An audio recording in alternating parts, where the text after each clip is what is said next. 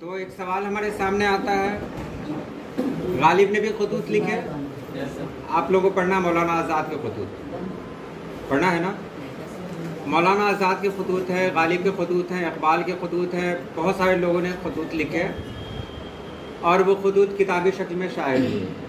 आपको जो पढ़ना है वो गुबार खातिर है। गुबार खातिर में 24 खतूत हैं जो किला अहमदनगर की जेल से लिखे गए थे। हबीबुर रहमान शेरवानी को खतूत लिखे गए। सवाल आता है कि खतूत निगारी और मकतूब निगारी दोनों एक है या अलग अलग है। आज तक इस पर बात नहीं की, लेकिन एक कमेंट अभी थोड़ी देर पहले आया है किसी का कि सर ये दोनों चीज़ें एक हैं या अलग हैं। हमने आपसे कहा था कि खतूत कहें, मुरासला कहें या मकतूब निगारी कहें, मतलब आप लोग यही समझिएगा कि ख़त की बात हो रही है। हाँ बिल्कुल ख़त की बात हो रही है, इसमें दो राय नहीं है, बात ख़त की हो रही है।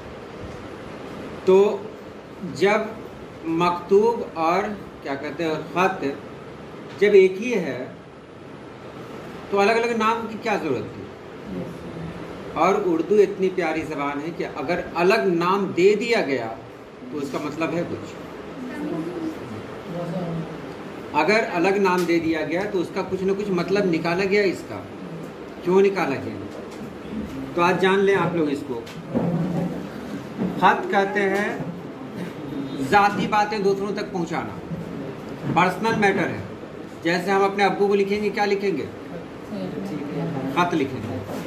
खत कोई भी लिख सकता है, जो चाहे खत लिखना। आपने देखा ही होगा बहुत सारे लोग जो खत लिखते हैं, अब वालेकुम सलाम, अब्बा जान को सलाम कह दीजिएगा, भाईजान को दुआ कह दीजिएगा, नानी की तबीयत कैसी है, ये तो मैं दिल्ली में हूँ, ये सब है, वो सब है, बॉम्बे जाऊँगा, ये सब है ना। कोई भी लिख सकता है कि नहीं लिख सकता है? आप लोगों ने भी शायद लिखा हो। खत कोई भी लिख सकता है, मकतूब सब नहीं लिख सकता है। मकतूब सब नहीं लिख सकता है। ये स्टूल लोगे तो मकतूब सब नहीं लिख सकते हैं, याद रखिएगा। मकतूब लिखने के लिए ज़रूरी है कि क़वायद का ख्याल रखा जाए। मकतूब में अलक़ाबात नहीं होते हैं। मोहतरम, मुकर्रम, जनाब, दादा जान, अस्सलामु अलैकुम वरहमतुल्लाह व बरकातहू, हम लोग खैरियत से हैं और अल्लाह पाक से आप सभी लोगों की खैरियत चाहते हैं, ये सब है ना।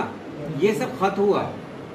मकतूब का मतलब होता है जिसमें अदब शामिल हो जाए, जिसमें क़वायद का लिहाज रखा जाए और जो इनफरादी न होकर इज्तिमाई बन जाए, यानी जो पर्सनल ना होकर पब्लिक हो जाए, जिसको सब पढ़ सके और पढ़ने के बाद उससे फ़ायदा मिले, ये मकतूब है। तो मौलाना आज़ाद ने जो लिखे हैं वो क्या है, मकतूब है या खतूत है? अब फिर कन्फ्यूज़न हो रहा है यहाँ पर। मौलाना आज़ाद ने जो भी लिखा, दोस्त को लिखा है, हाँ तो लिखना तो किसी एक ही को है, लिखना किसी एक ही को है, पब्लिक को फ़ायदा है। तो मकतूब, जो मकतूब होगा वो खतूत होगा ही, ठीक है। जो मकतूब में शामिल हो गया वो खतूत में शामिल हो गया, खतूत निगारी में। लेकिन जो खतूत है वो मकतूब नहीं, ठीक है। मकतूब खतूत है कि नहीं? जो भी मकतूब है वो सभी खतूत हैं, लेकिन जो सभी खतूत हैं ये कोई ज़रूरी नहीं कि वो मकतूब भी हो। हमने अपने अब्बू को ख़त लिखा है, उससे आपको फ़ायदा हुआ कुछ पढ़ने से? तो क्या हो गया? वो खतूत में आ गया, वो मतलब वो जो ख़त हो गया। और ऐसी बात जो मौलाना आज़ाद ने लिखी है, चाय के बारे में बताया है या इसके बारे में उसके बारे में बताया है, जो भी पढ़ता है उसको फ़ायदा होता है ना। तो वो क्या हो गया? तो मकतूब वही लोग लिख सकते हैं जिनका ताल्लुक़ अदब से है, और ख़त कोई भी लिख सकता है। बहुत ज़्यादा पढ़ा लिखा होने की भी ज़रूरत नहीं है उसमें।